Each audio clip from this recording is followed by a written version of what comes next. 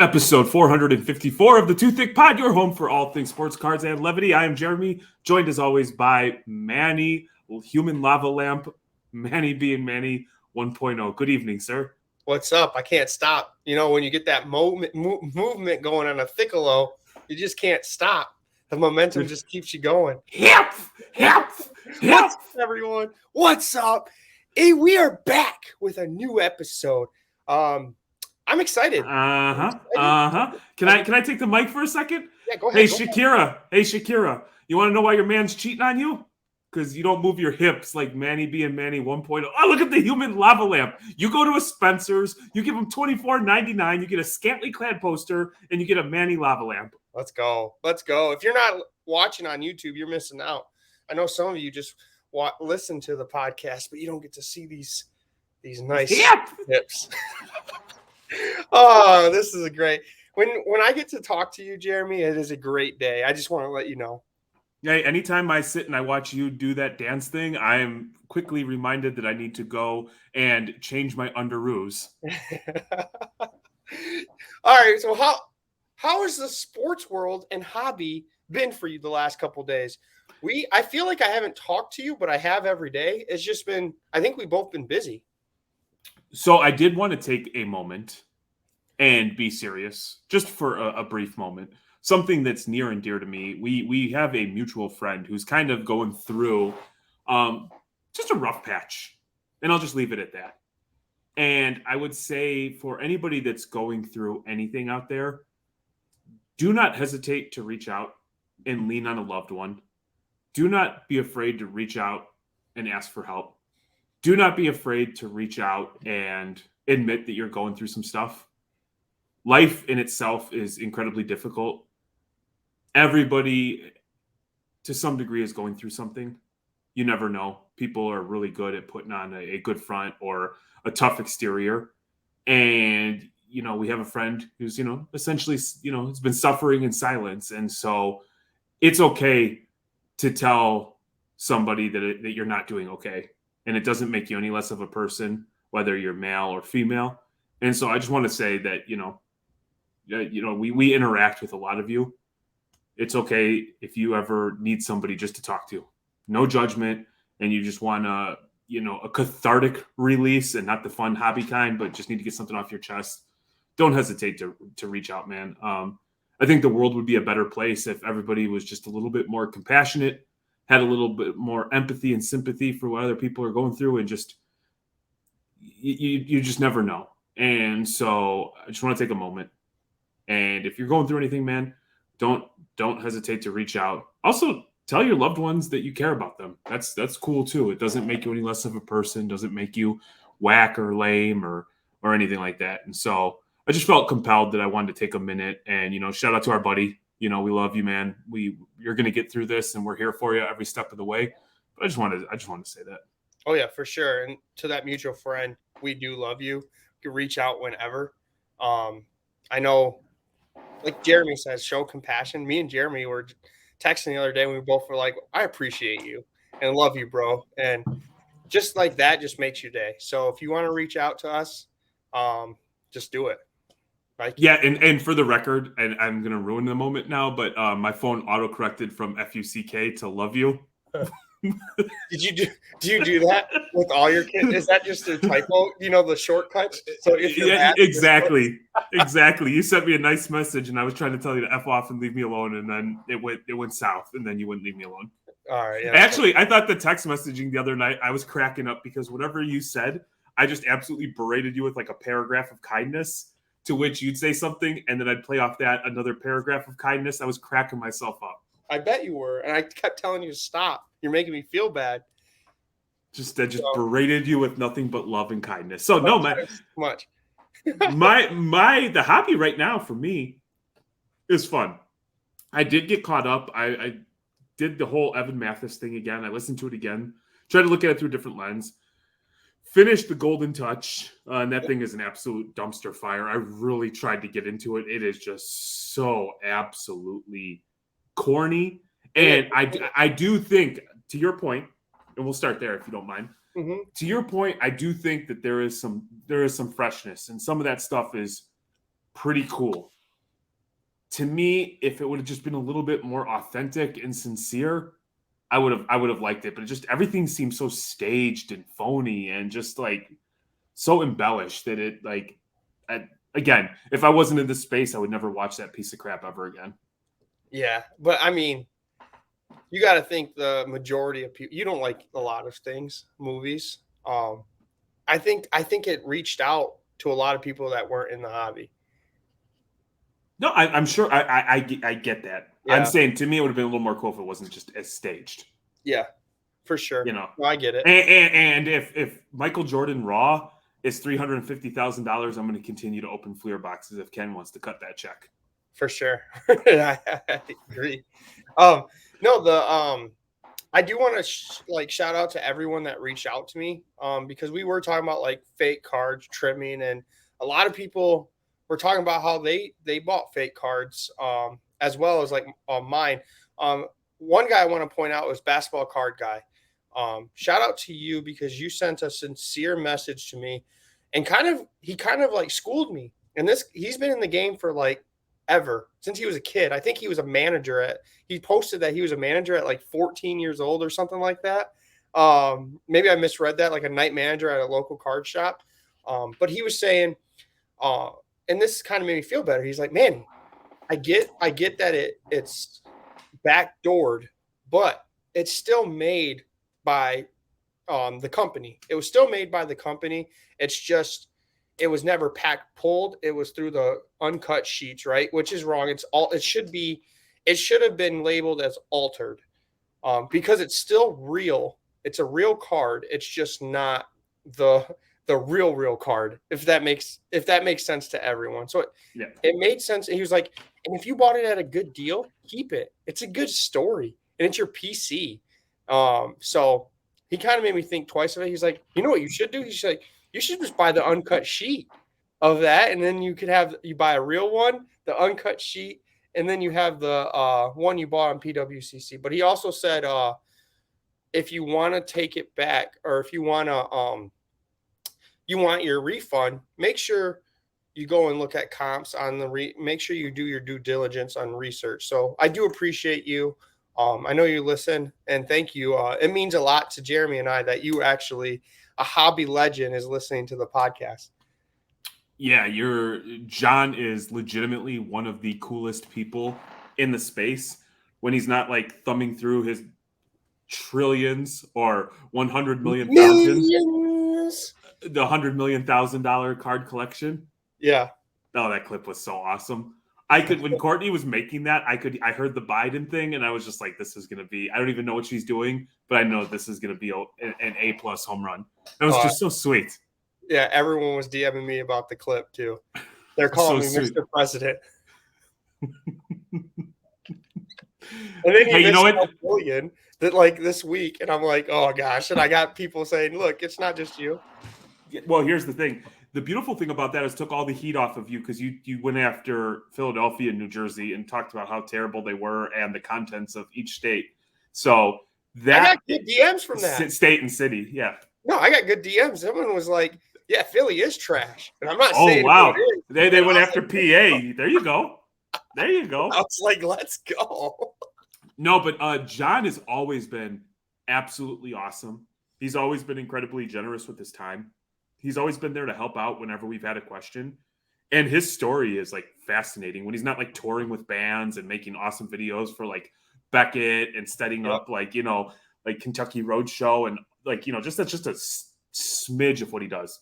He also has the most badass setup in his house. And I encourage anybody to go. It's amazing. So awesome, man. Dude is so cool. And for him to reach out and help us out and for you to share that is pretty awesome. And it's stuff like that makes me bullish about the hobby. Oh yeah, for sure. Cause it's like, you wouldn't like that type of person. Like I get, we have a lot of views, right? We get a lot of people listening, but when someone like as that stature that I look up to says that they enjoy our content, it makes me want to push a little bit more. You know what I mean? Get a little bit more. Yeah. We've done like 2 or 3 hobby night schools with him. And each time, like it's like something where you like chat for 45 minutes before you hit record. Then you do like an hour, hour and a half, and then you chat for like another hour. And it's just like awesome conversation. And like I'm a sponge, right? So I'm inquisitive. And so I'm like, as he's talking, I'm like, how is that applicable? Or how does that Yeah. work? And then it's like typically it's like somebody has to go to the bathroom, what cuts it short. Yep. But if you're gonna be like, hey, we're gonna take a timeout, then we're gonna come back and talk cards for another 3 hours, bingo Exactly. bango. Yep, exactly. So yeah, I mean, we could end it on that where yeah, I bought it, but I'll let you guys know what I do with it. Kind of get you the process, but it kind of made me feel like put some light on my shoulders that it's okay. Like, yeah, Manny, you took an L, but hey, you turned that L to a W. Yeah, and I appreciate the perspective because that is a very fresh way of looking at it. I mean, at the end of the day, if it's for you, it's a cool card. It's no Yeah. different than those like Pokemon cards that we have that are all thick based. Yeah, Like those exactly. aren't like a real card, or you know something that like our boy Hail Mary makes up. Like that's, I mean, that's a real card, but it's not a real card. You know what I mean? Exactly. Yeah. No, I get that. What's cool is like him saying to keep it because you never thought, and him saying that it's not fake because he schooled me on that because I was saying it was fake the whole time. He's like, you should be careful because it's not fake. It's just an altered card. It's not pack pulled. And I was like, oh, see, I learned something. I learned Yeah. something. I love it. Well, I mean, that comes back to like why there's always the debate about what's the true Jordan rookie and why the star card doesn't necessarily qualify because it wasn't from a random pack. It was from a team set. And so I do think that, you know, we talk about it all the time. There is a lack of education and there is a surplus of misinformation where somebody hears something that somebody said and they take it and don't understand it. They put their own little twist. And next thing you know, you've got some bastardized version of a half truth Yep. that people are running around, you know, as if it's gospel. Yep. Yeah. And I don't know. I'm glad that there's the people that the hobbyists that were in the hobby back in the 90s because just think about it. If everyone were to leave the hobby, everyone would be buying fake cards. I mean, the Jordan rookie is the most probably fake card out there. And all the knowledge on that card is you could kind of weed it out. So let me ask you this. This makes for like a very good segue is where do you go to get hobby educated? Okay. Like where do you go? I know what I did. I'm just curious about like what others do. And I think our path is relatively similar. But if you just stumbled upon us and you're listening to us and you're like, well, how do I go and find out what's fact, what's fiction, what's truth, what's not? Where do you go for that? So I'm just curious, like when you started and you came up and you were trying to educate yourself and like grasp everything that's going on, because I personally believe that every time I think I have something figured out, there's like a new layer or something changes and there's something more to learn. Like Mm-hmm. where did you start? And let's go from there. So you've met me plenty of times that you in person. You see how I work the room when I'm trying to like introduce myself. And the reason why I'm doing that is because I'm trying to find mentors in the hobby. And the reason is I could if I have a mentor that is vintage, I could go, hey, what's your thoughts on this? If I have a mentor like you that's more modern cards, I would say you're more of the modern card. I'll ask you and then vice versa. I have like Brandon, but for TCG, and I piss him off all the time. I think I talk to him way too much. He's gonna block my number here shortly. So sorry, Brandon, love you. Lakers suck.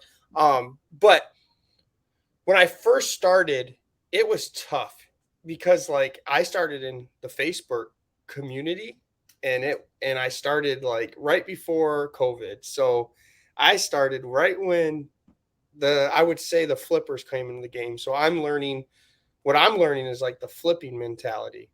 And I liked it, right? You're making money. But once it went away, I start losing money like crazy. And I think that's the reason why I lost so much money. So now I realize that I need to start finding people that are more of like the hobbyist collecting. That's why I get my Nomars. I found the guy that is the biggest PC of Nomar, and I keep in contact with him because I'm like, if you see anything, let me know.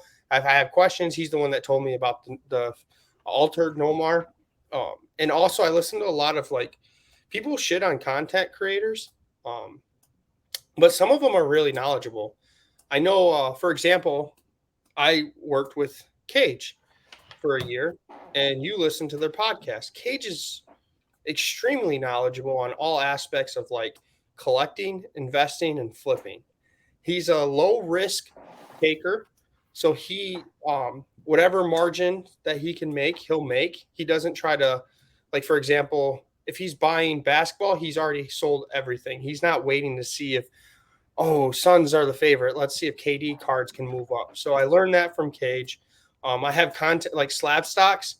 Um, Aaron and them, they post those daily slabs and they have like a daily newsletter. I read all those every day.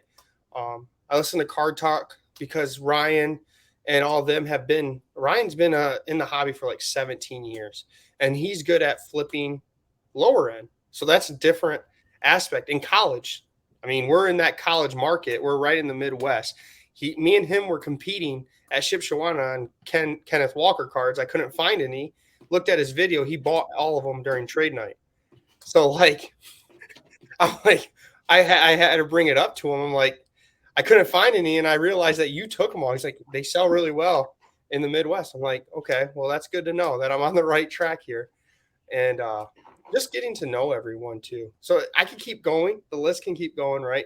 But I do like tend to find my mentors, trees. If I want to know like anything like strange, I should say, not strange, but like pop culture or hockey, I ask Trees and he'll give me the answer right away. We learned ComC from Trees. We did. He also stopped me. I was going to buy a on-card auto, like patch auto of Connor McDavid when I was at Burbank, and I was messaging him, and he schooled me on why my money could be used better elsewhere. Yeah. For example, you did it. You did it for me today. The one of one, this one of one card, I pulled in a break. Someone offered me, I think, $315 on eBay today. I accepted it, but I asked Jeremy first, and Jeremy schooled me and said, hey, take that funds, use it for your grading fees because you just broke a case of Demon Slayer. You're going to need some money for some grades. So thank you for that. I had no problem, man. I mean, that's what you want to pay it forward, right? Yeah. Because I know at some point I'm going to have a question for somebody somewhere, and if I put out like that good energy, I'm hopeful that it'll come back. They keep popping in my list. I don't want to forget anybody, but another one is Uber Collector. The dude is a wizard for 2000, like late 1990s to 2000 stuff, like baseball and basketball. He's the one that shows me the Nomars or tells me what to buy. He gave me a stellar deal. I never say stellar. That was random. On this, look at this card. Out of 99, he found it, gave me a good deal on it. So I got to thank him as well. You know what's crazy about Uber too is like I don't think that he has like 1 million followers on Instagram. Nope. And so I think for people who are new entrants, like they might get caught up in like follower count when there is some of the most lethal assassins in this space aren't even on social media. No. And I've always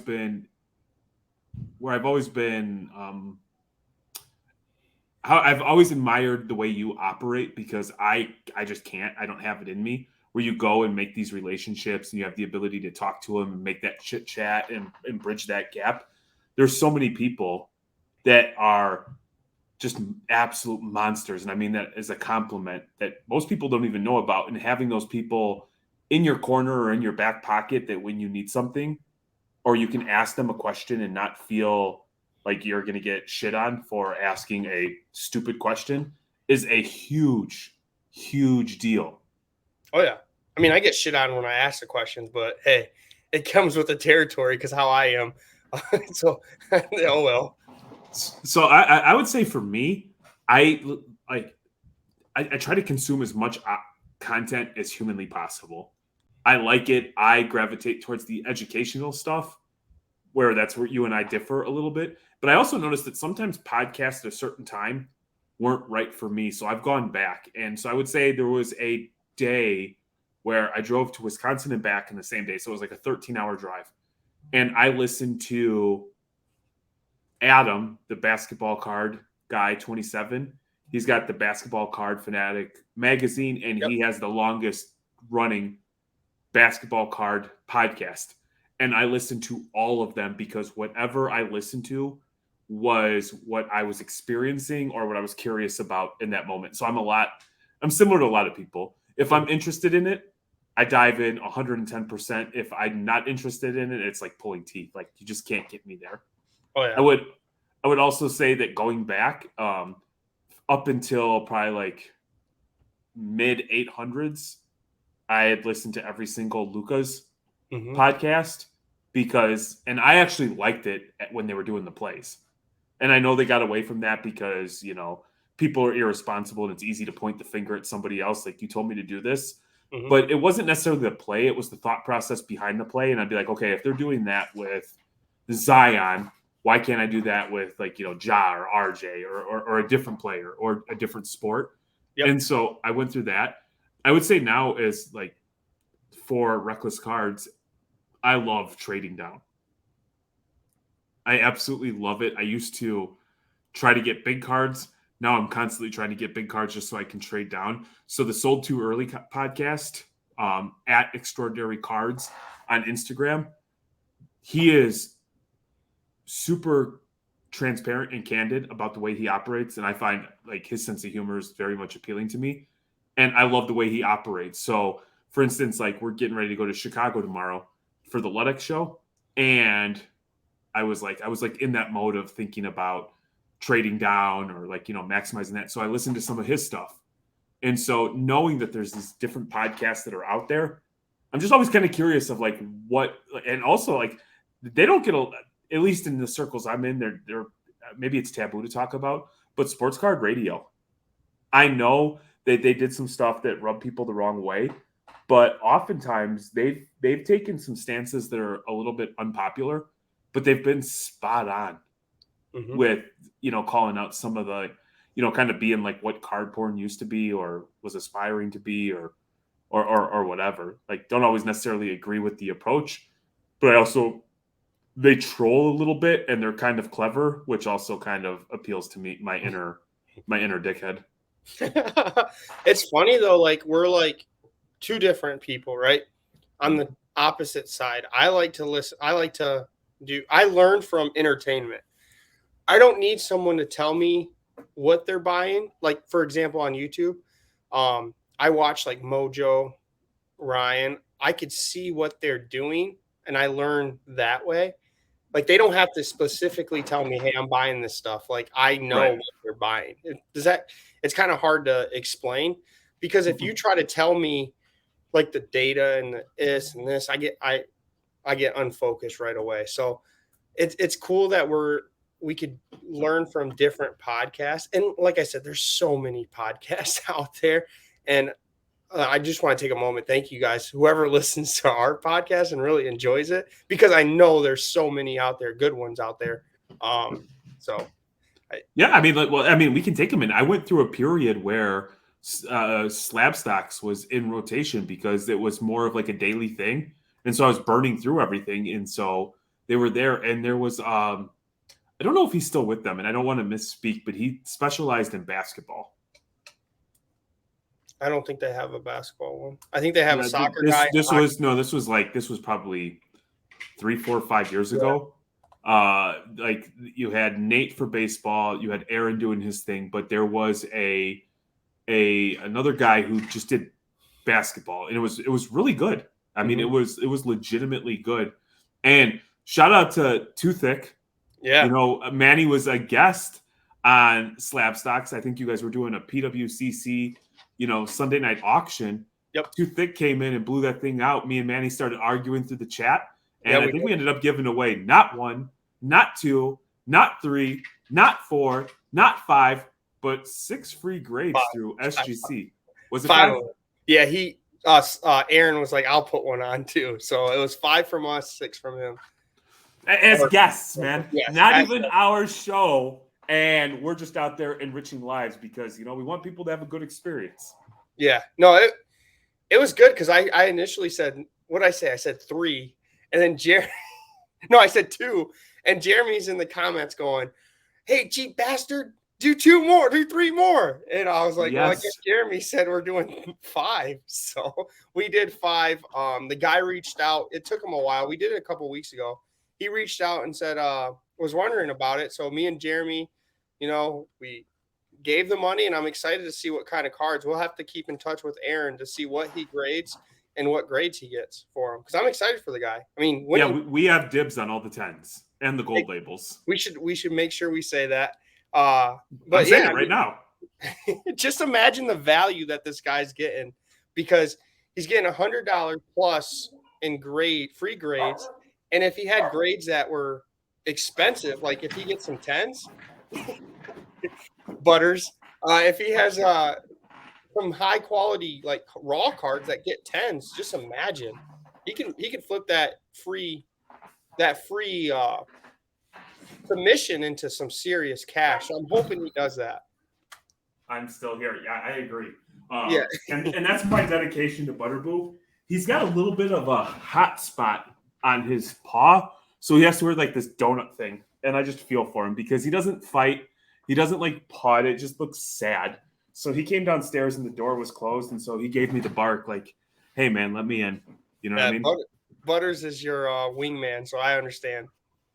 No, but you know what? That's just an example of we have always, you and I both, if we can do something to put a smile on somebody's face, it doesn't always have to be money. It could just be, our time. It could be a joke. It could be money. It could be slabs. It's just, I feel better if I know other people are having a good time. Yep. If I had $1 billion and everybody else was miserable, I wouldn't feel too good. If I had $50 and everybody else had $50 and we were having a good time, I'd feel a hell of a lot better. For sure. And he sent me this card, by the way. Look at, or he signed it and everything. His Aaron sent me his card. I did buy, I guess this is switching me segments, but I did buy one of my PCs. I wanted to show you. I was excited. So real quick, we need to post it. We've done just an absolutely miserable job of posting content. Yeah. Mainly because I was in Vegas for 15 nights in a 40-day period, which is absolutely insane when I think about it. And Manny. But we got the Slab Strong Tim, the same card autographed, made out to Thicc and Reckless, and he numbered it 1 of 1. So now we have 2. Now we just need to get Mama Breaks, Ryan, and Geoff Wilson. Well, I mean, here's the thing. I have heard. Is that a pineapple on your beer? We're gonna have to talk about that. I'm interested in your lifestyle, my friend. But we'll get to that. I have heard that one Jeff Wilson may listen to the Too Thick pod. May, yeah, he may. I just saying. Shout out, Jeff. How are you?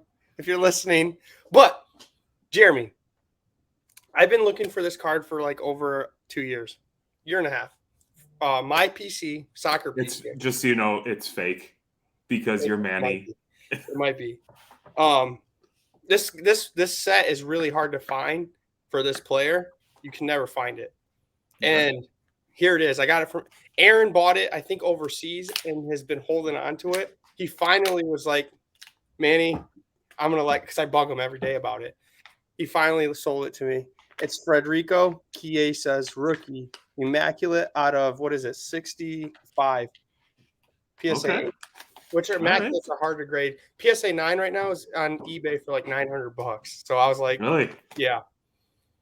I mean, and that's a thick stock card, right? Yes. So I was pretty pumped. He found it. That's what's cool about the community. People know I PC Nomar and Chiesa, and when they see them in card shows, prime example, you bought me a Nomar autograph because you saw it at a card show. So I do appreciate. You'll be getting it tomorrow too because I'm dropping off your cards on my way to Michigan. Ooh, you are. Oh yeah, get that then. Ow, Sade! You're in Michigan. You're in Michigan. What did I say? On my way to Michigan? Yeah. As I make my way through Michigan on my way to Chicago. How about that? Dude, here's the thing. I have almost, and I'm going to say this kind of tongue in cheek, I have created so many awesome relationships that it is almost annoying when I go out and I'm looking at cards because damn near any showcase, I find something that belongs to somebody. So then I have to be like, is this something that they'll truly appreciate? Or like, if I were to just send you like a base Nomar, I know you'd be like, this is grateful. I'm grateful. This is cool. You know what I mean? But I'm always like 504. At one day I was like, he started a new PC. And so I was looking for that, but then I saw a bunch of Zaire Williams, and I know he was collecting them, so I started grabbing those. There's another guy, Justin Fields. There's TCG. There's Drake with wrestling cards and Peyton Manning, and it's almost like, calm down. Like these are all like all these Star Wars. I've never seen Star Wars. I'd rather burn in hell for eternity than ever watch Star Wars. Oh, you're gonna get so much hate. You talk about Philly trash. That's worse than what I said. Hey, that's a hill that I decided I was going to die on a long time ago. So all those Star Wars people can bring it on. Anyways, like Courtney picked these up for Lauren with IMG the Mint. So like, yeah, there you go. But it's cool, man. It's exciting. Like my favorite part of Christmas time is giving everybody gifts. Yeah. It's the best. It's the best. Seeing your kids all happy. Yeah. So I don't want this because this is going to run away real quick if we don't acknowledge it. So, pineapple beer. Yes. You got the big pineapple on it, and everybody knows that the pineapple is the key. Upside down is the key. This is right side up. Look at it. It's Odd Brothers craft cider. It's pineapple cider. It's so good. If you see it in your store, you need to buy it. It's Michigan apples. It's Michigan apples. Okay. So I'm drinking local. I don't know what you're talking about. You could have your Miller Lite and big corporation stuff. I'm over here supporting the local community.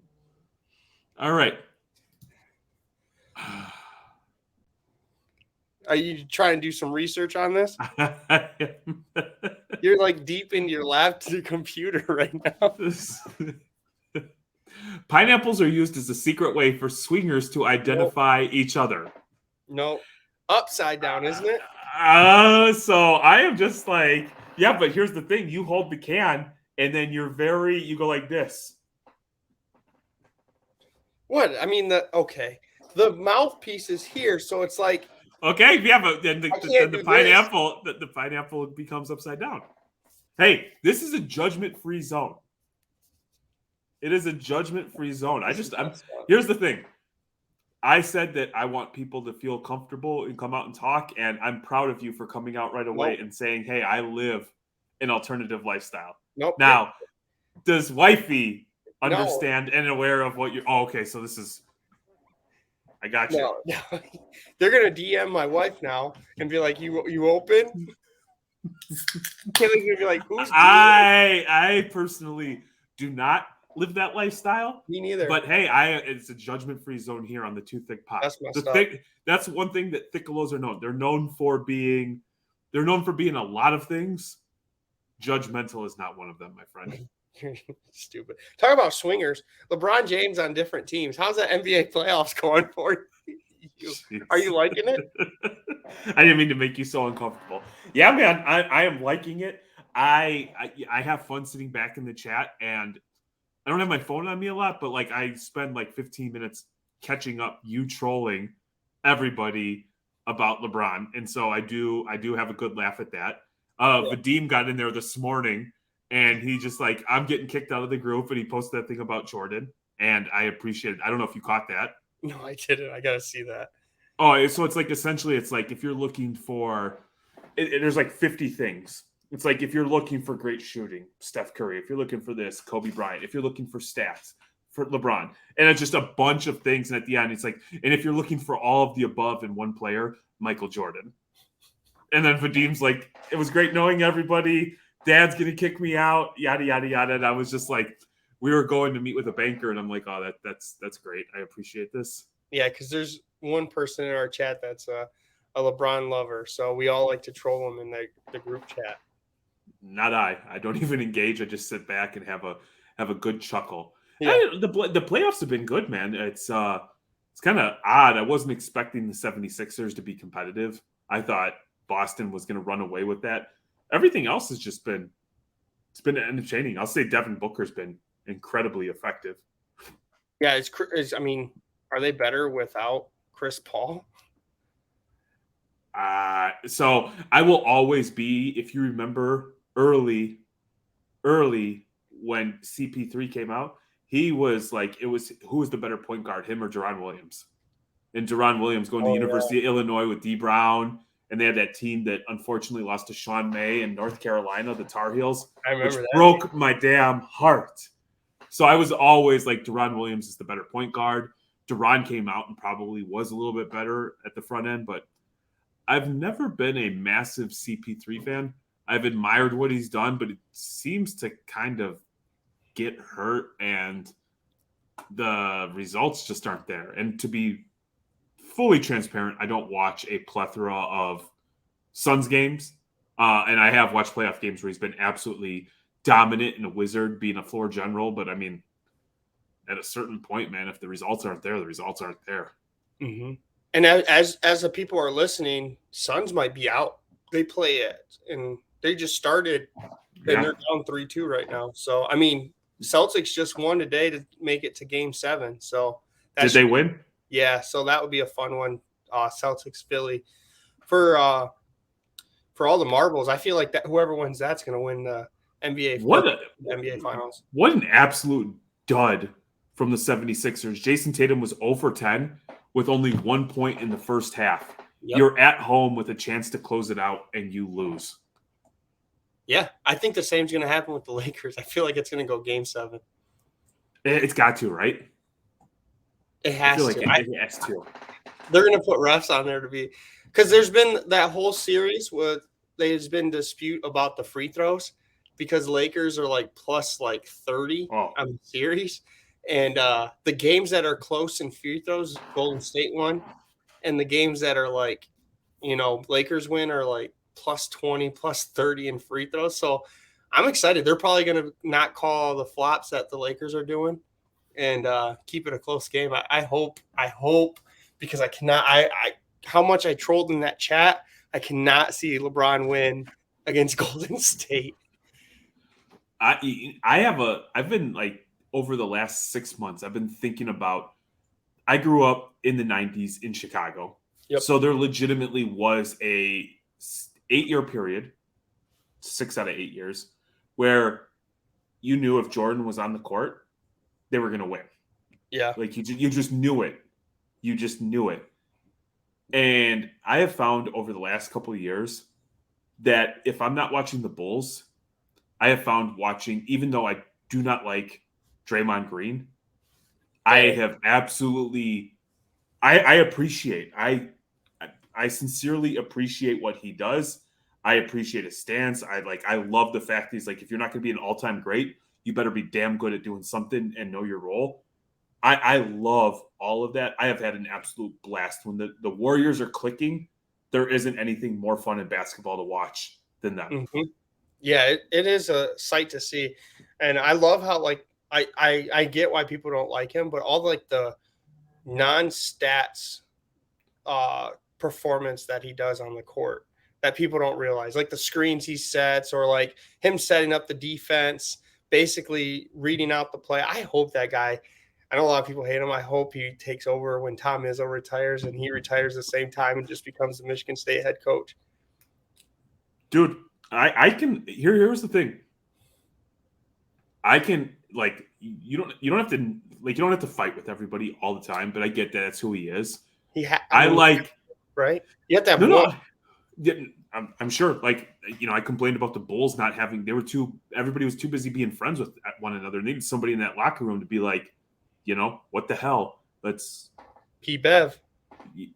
Yeah, I mean, you saw what they did with just the addition of somebody with a personality and somebody who was willing to call it what it is. But I also understand his impact he has in the game that doesn't always show up in the stat line. And I remember when Dennis Rodman was this washed-up player who can't do anything, and then you watch him play, damn near lockdown defense, get crucial offensive rebounds that give the Bulls a second chance, get defensive rebounds, or be headstrong enough where mentally he can fuck with another player. They lose their damn mind, get attacked, or start playing sloppy or chucking up shots because all of a sudden they get emotional. Yep. Draymond does all those things, man. Yeah. He sometimes he goes a little too far, but I think Steve Kerr said was like 99% of the time you want Draymond, and you kind of take that 1% because, I mean, it's like you take it as it is. Like you want him 99% of the time. Was like what is it, the 80-20 rule? Yeah. Like if you get like 80 out of 100 things that you like, it's okay to accept the couple things that aren't. Yeah. And like who doesn't want a player like, for example, I don't know if you watch his podcast or listen to it. He comes out after every game and does a podcast. He said, you remember when he got his technical or suspension for the Sacramento Kings game? Yeah. So he was coming back and Looney played really well. And Kerr was like, you're sitting on the bench today after a suspension. You're coming in as a sixth man. He's like, okay. And he's like, how am I going to tell Looney that just played an amazing game and helped the team win when I wasn't there that he has to come sit on the bench because I came back from suspension after what I did? He's like, I want the best team out there. If he's producing, I don't care if I don't start. I could help out a different way. That's what I like about him. I have a friend who is a highly successful businessman, and he's the kind of guy that, like, for fun, he's just fascinated by business. Hey, I'm bored today. I'm going to start a new business. And I spent some time with him, and we were driving. It was like one of those conversations where you're talking philosophy, how you view the world, stuff like that. And we were talking specifically about his business, like one of his businesses. And he said the most important thing and why he's had success is like he has to remove himself and think about, and I'm gonna butcher this a little bit, but imagine you're floating above your own business, looking at it from a high level. You have to do what's in the best interest of the business, not yourself, for yourself. And he said a lot of people, unfortunately, or however, struggle with that because it's hard when you have to make a decision that might, are you doing it for personal gain or are you doing it for the greater good? And so, like, I appreciate Draymond saying that because at that point, he's putting aside his ego. He's putting aside, like, his personal wants and desires. And he can say, I'm a multi-time champion. I've proved myself. I need to start. But coming off the bench, and on a side note, everybody knows it's not who starts it, who finishes at the end of basketball games. But exactly, I appreciate that. That resonates with me. Yeah. So I guess as of today, who's winning the East and West? Let's do a prediction. Who do you think? I think Boston wins. If Philly didn't close tonight, I think going into Boston in the Game 7, and they had Jason Tatum was 0 for 10 with 1 point. Yeah. Where is Mr. MVP? Too busy taking shots at James Harden, who I don't particularly care for, but I think Boston comes out of there. I think Miami finishes off New York. I don't see anything from New York that makes me hell of a year. Thibodeau's got those boys playing, but Jimmy Buckets and company are just too much. Too much. So I think it's then Boston, Miami. I think Boston comes out of the East. I think Boston, there's just too much there for Miami. Miami might be different if they had Victor and Tyler back, but they're out. And then out of the West, I think it's gonna be tough for somebody to beat the Nuggets. I'll just say that. Jokic, I can understand if you don't like his style of basketball. He is just so damn good, though, man. Yeah. He is. It's not necessarily anything sexy, but he's just sound with his passing. He's sound like with his shit. Yeah. Is he shooting a basketball or is he throwing it in, out of like a ball out of the sidelines? I would love to see Golden State. I'm actively rooting for Golden State to come back and get to a Game 7. That'll be absolutely bananas, but I don't think anybody has anything for Denver. See, and I think Boston's going to win, like you said. Going into Boston for Game 7, they needed to finish it today. And I think Golden State. I think they come back, and then if they win one game, they go back to Golden State, and Game 7 at the Warriors that's tough, nearly impossible, right? Now is AD out because he took that catastrophic blow to the head. I don't even know if he's still alive. Yeah, he went off in a wheelchair. That poor. You know what? I think I saw a stat that Curry's actually missed more games than AD, but like AD, like that thing's just gonna be around him. Yeah, exactly. So I don't know. If he doesn't play, they're definitely not winning it. But I also think Golden State could beat the Nuggets because they're gonna let Joker get his, but they're good at shutting down the rest of the team. Here's the thing: if it's LA versus Denver, I got Denver all day. Oh, yeah, To me, sure. Golden State's the only team that would give them a run. I'd love to say Phoenix. Kevin Durant struggled to shoot the ball. He's missed some bunnies. Their offense is essentially him and Booker coming down, taking turns, chucking up shots. Booker's been incredibly efficient with his scoring, but I just don't see them getting by Denver. Ratings would be great if Suns and Golden State were to make it, and then Golden State to win, because they always have that KD was like the reason they won. Here's the one thing is, like, I don't want it to end. Yeah. I do not want basketball to end. It's been a blast. Then we're going to get into like the doldrums of baseball. My Cubbies are back to being like a one game below 500 team for a while. They were out in that, and I love baseball. Baseball will always be my sport, but I've just been like, this last couple of weeks has just been just so awesome, man. The playoffs, hockey playoffs, man. I got to watch Edmonton just absolutely slap the crap out of the Golden Knights. It's just been sports has been cool lately, man. It has. I mean, I'm gonna talk non-sports, but guess what? Did you watch my 2-hour stream, 2.5-hour stream, going back to like the cards? I did. I watched it in like 5 to 10 minute increments. Me and Courtney were actively working on the Reckless Cards card shop, which is just about done. I could have probably recorded from there today, but I'm like, I want to be 100%. I want to come in when everything's 100% perfect. So I was doing stuff. So I would like be watching for a little bit, then I'd get to my phone. So it was constantly, I was like entering as my personal IG, then Reckless Cards, and then Too Thick. And I'm sorry that my story is so boring that you had to yawn. It's the beer. I'm sorry. Your pineapple you're getting a little honey. No, so you were watching increments and you would stop in saying, would you hit, blah, blah, blah. Yeah. I can tell you, I say I give breakers so much like appreciation after that. I ripped one case, and from opening the packs, my forearms and my thumbs were hurting the next day. And it sounds like I'm in Anthony Davis, I should say, but that was some hard stuff, especially talking for 2.5 hours. It helped that there was like comments that was kind of nonstop, so I was talking to people. I had a little stimulation going with the actual movie, and maybe that's why you kept getting off, because you didn't want spoilers. So I do appreciate it. It was fun. I might do that again. Here's the thing. When we did a case break for football one night, and we were kaboom hunting, and we hit a kaboom like the first 10 packs. And that's it was a gravity feed, so there was an insane amount. So like a full size ping pong table at the time when we were done, there was piles of cards of just that case everywhere, and then we had to separate them. And you know how I am, like we penny sleeve and top load damn near everything. Yep. You're right, man. This part of my thumb gets absolutely destroyed from putting in the penny sleeve and then putting it in the card saver, and it like jabs and so when you talk about like forearm fatigue, or you got Popeye damn forearms, blisters, callous, dehydrated, overworked, underpaid, I get it, dude. I get it.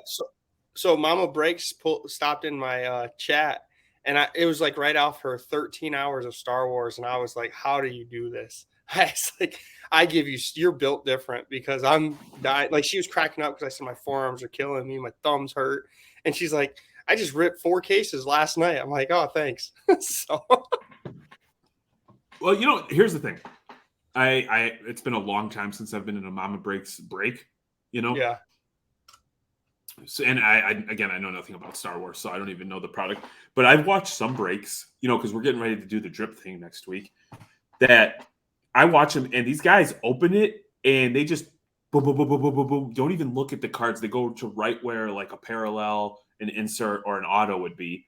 And I'm like, well, that's not really that's a little more degenerate. Like, at least I lie to myself. I'm doing a break. Let's look at the cards and enjoy ourselves. That's what I did. Out of the damn thing. Yeah, I got yelled at on my own thing, saying I was going too slow. I was like, let me enjoy this. I'm ripping my case. I mean, you were essentially $1,000 for 2.5 hours? Yeah. pretty I mean, much. that's like $400 an hour, really. Exactly.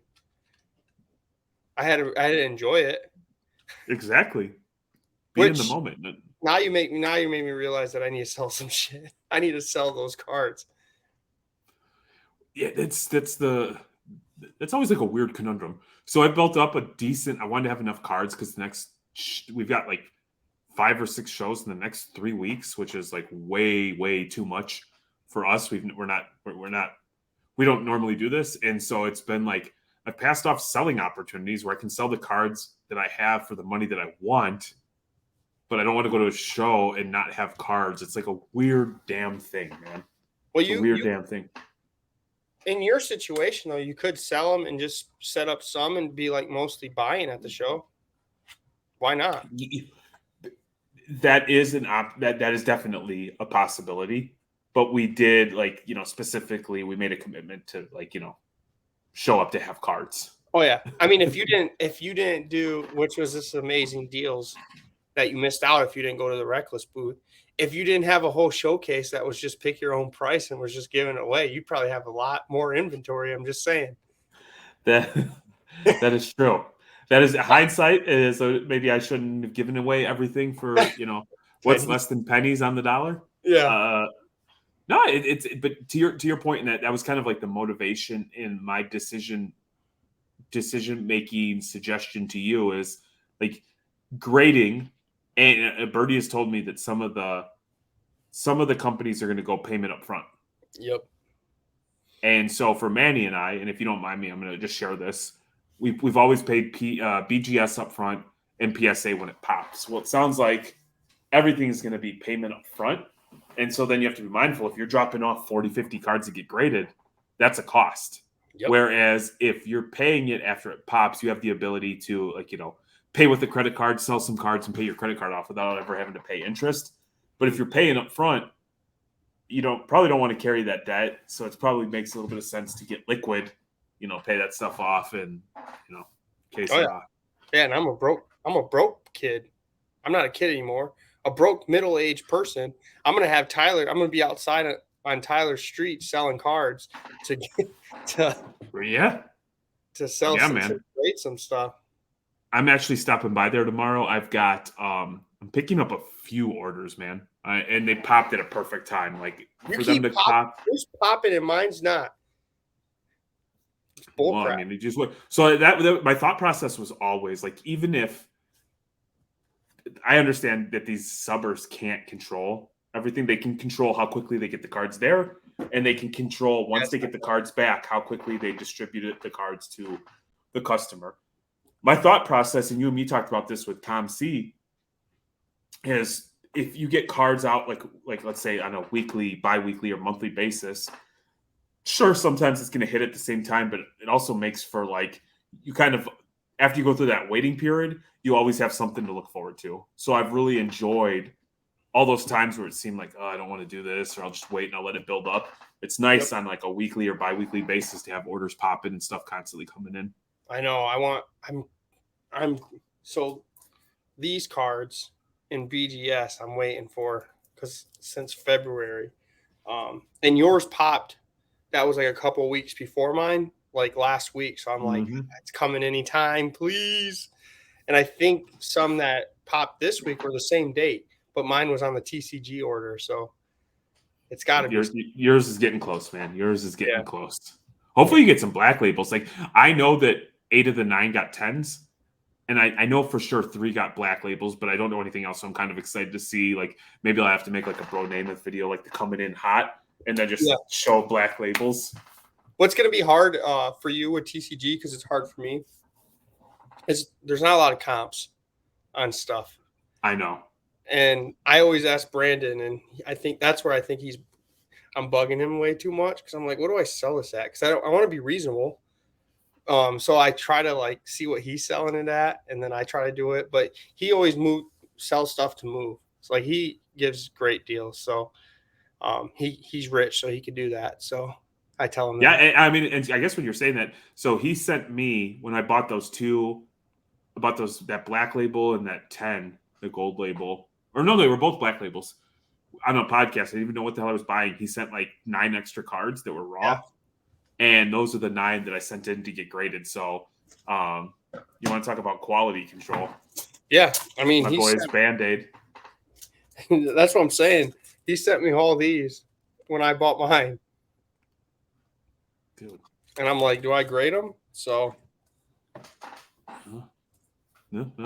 Well, now, yeah, I don't know. I'm the wrong person to ask for that. I probably could have done a little more homework, but I was like riding that TCG thing, and I'm like, I'm just going to submit these. Let's get these bad boys graded. Exactly. So, hey, you did what you can. Now you're going to sell them and make some profit, especially the black labels. The black labels in the community sell for a lot. I just don't know what, because you can't price them. For sure. Hey, we're almost up at an hour. Do you have a thickest of the week? Oh, yeah. Oh, yeah. There we go. You had one job, and you did it well. It's thickest of the week. And I'm excited about this because, late night at 2 a.m, I'm just scrolling the TikTokies, and I see this video, and I sent it to Jeremy, and thank God he was up, because if not, I would have woke him up. But check this out, Jeremy. I want you to do some commentary on this. If you ever do your lava lamp in that voice, you will reach epic levels of pervy weirdo. All right. You know what I like about them high school girls? Ha ha ha. Yeah. All right. So. All right. This guy says rate his slide. So I want the Thicc community to rate my man. All right. Before you start it, it says bro was rumbling. All I can think of is what's his face with Tom Jackson. Yep. Rumbling, bumbling, stumbling. What was that guy's name? I don't know. From ESPN. No, I don't. Boom. He used to do like when it was Mike Allstott. Boom, boom. Rumbling, bumbling, stumbling. That's not the game that goes whoop, whoop. Whoop. Yep. What's his name? It was Tom Jackson, and he's the one that you should remember. Tom Jackson's the guy. We have to. Chris Berman. Right? Chris Berman. Yeah, Chris Berman. Yep. So anytime I see rumbling like that, I'm expecting rumbling, bumbling, stumbling. Whoop. All right. Whoop. Whoop. All right. So let's see what we got. All right. Oh, good field conditions. Okay. Look at that. Right. It's stealing home. Pass ball. Oh, okay. Perfect slide. Way better than O'Neal Cruz. Oh, man. Well, here. Okay, so as a baseball guy, I would say unless you're specifically trying to avoid a tag, you don't slide headfirst into home. So that clearly this, potential wannabe Thicc lacks any and all baseball IQ. Next up, I would have to say that this might be, the Philadelphia Phillies, or, if New Jersey had a baseball team with the condition of the field. Do you like what I did there? It's a side swipe on your behalf, Manny. I like that. See, you say that you're fighting people because of me, and I think I just rub off on you. Just feel okay. Next, when we go back, okay, pitcher's slow to cover home. Third base coach doesn't appear to be any sort of a value add. Not talking to the runner. I want to know what the left fielder's doing. Why are they lined up in foul territory swinging a bat? Is what I want to know. This might be, like, after rewatching this a couple times, it might be staged a little bit because he has no helmet on. Well, I mean, maybe he was rounding the bases so hard, when they try to stretch leg a single into a double or go first to third on a gapper, and you knock the helmet off to make it look like you're going a little bit faster. Yeah. And that's filthy. Clearly this player gets dirty because the third base coach has a crisp white jersey. Yep. This jersey is, look at, you have to love the aggressiveness on the base paths. You can't assume that you're going to score a run. The pitcher just slow to cover home, just shit effort. And I want to know who that kid from the Netherlands is in the background swinging a bat when he should have his glove. So another thing, I have a question for you. Does it look like he slides as Thicc people, me and you? When you get going, sometimes your upper half goes and your legs follow, and it looks like that's what happened here. I don't think he meant to slide. It was more of a I'm stumbling forward type of deal. You know, when Oh, you okay. Let me watch it through yeah, that lens. watch it again. You Let me know look. how it is. You know the thick lows out there now. When you okay, watch. Oh, I think that the slide was intentional. I really do. intentional. Okay. Yeah, and the reason I say that is the just the dirtiness. The actual played in jersey shows me that this is a player that puts winning above self and is not afraid to put their body on the line for the betterment of the team. That's But I fine. usually gotta love it. This is 11-2 in the eighth. They've got a comfortable lead. Their pitcher's on throwing gas. Nobody's gonna hit them, and you're still like you can one more run. What's gonna be wrong with one more run? Exactly. And He's you know how he got on base? He worked back from an 0-2 count, Yep. fouled off 4 outside sliders, eventually 18 pitches later drew the walk. I like Then that. straight steal on second. The catcher was up, bunted him over to third, and this is what you call in the old, in Major League Baseball, this is called manufacturing a run. Exactly. Manufacturing. I love it. And Well, then like look at that, look at the hat. It says SB, stolen base. That's what I'm saying. Get it. Look at grind. I would say, you know what? Maybe the aggressive rumbling, bumbling, stumbling approach. yeah. Maybe the base. There was these commercials that Reebok put out in like the 90s, and it was called Hardy Nickerson. And there was also like, if you remember, Office Linebacker. Do you remember those? Yep. Okay. So I'm thinking that the pitcher took one step to cover home, saw that and just knew that if they got in front of the dish, Raka, you're going to get their legs exactly. taken out. That's the perks of being thick. You know, those small, dinky people, they don't want to get in your way. We can't stop. Once you get it going.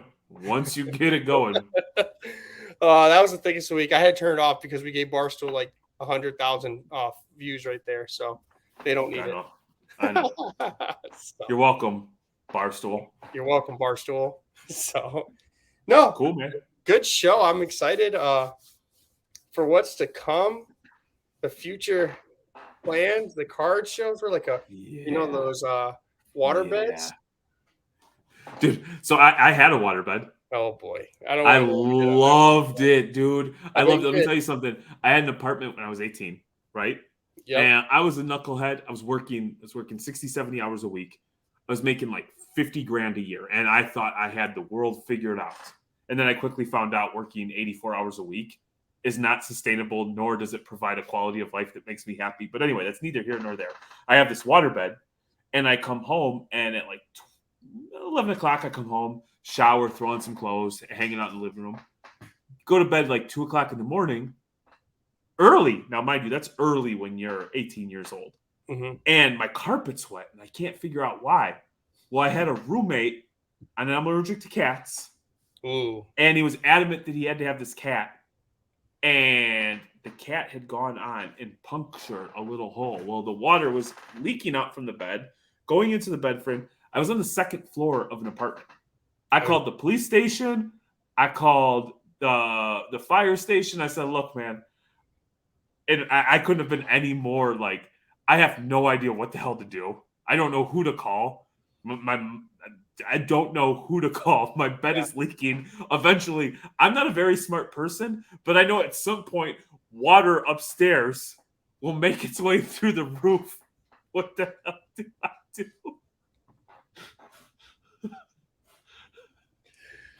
You know, those cops were like, no, another one of those 18-year-olds with the waterbed popped it. We know what he was doing. Dude, that from a thick person, and I was not nearly as thick then as I am now, but man, it was temperature controlled. So I would make the mattress nice and cool. Dude, do they still make waterbeds? I don't know. That I feel like would suck. I'm a big firm sleeper.